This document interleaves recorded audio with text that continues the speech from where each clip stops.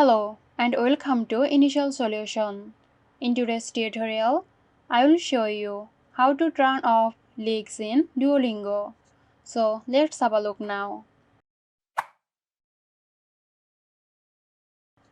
Open your web browser and go to Duolingo website. Click on these three dots, then click on Settings.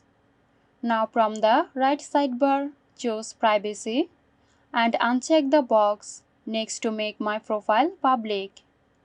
Save the changes and that's it. That's how you can turn off leaks. Hope you found this tutorial helpful. Stay tuned for more helpful tutorials here at Initial Solution. This video is sponsored by Zerosoft. Zerosoft offers graphic design, UI UX design, digital marketing and web development.